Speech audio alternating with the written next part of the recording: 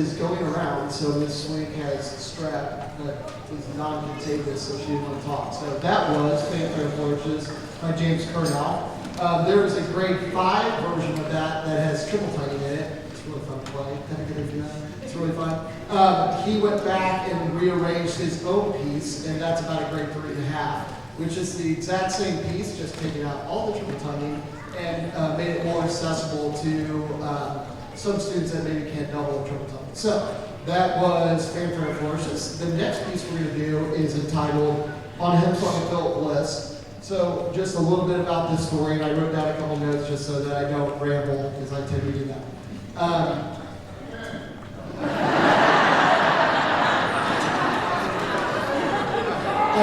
deserve that.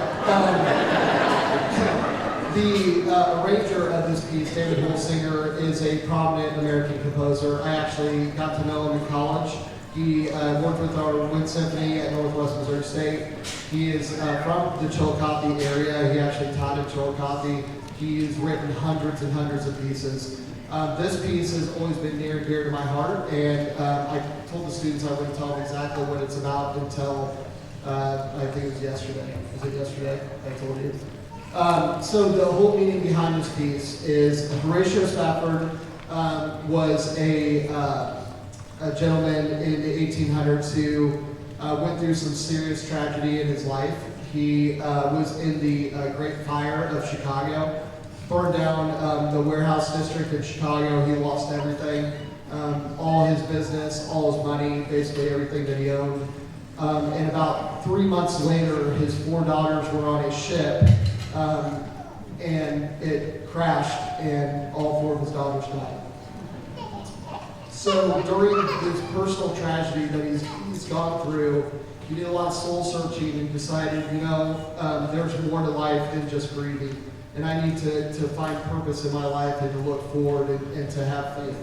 And so he penned the poem, It Is Well With My Soul. So the poem he wrote, but it was 5 years later when Philip Bliss, who was a songwriter at the time, in 1876, wrote the music for It Is Well With My Soul, which is what you're going to hear. And so this song is throughout the piece. One of the things that I really, truly appreciate with this piece is that halfway through, maybe 3/4 of the way through, you're going to hear where it stops being sorrowful and he decides that I'm gonna move forward, and we're gonna find the good in life even through the tragedy. So I really hope you enjoy On a Hymn Song of Philip Bliss by David Holsinger.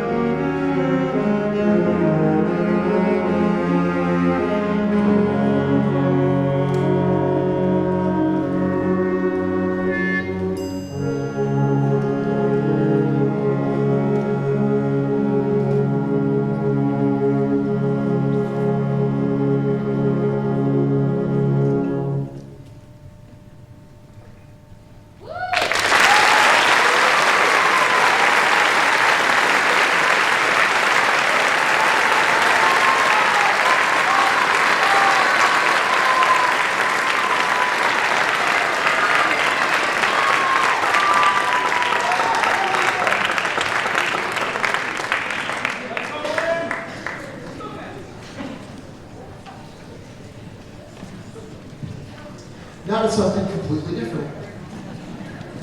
So, in the audience, just show of hands, how many of you watched the television series Stranger Things?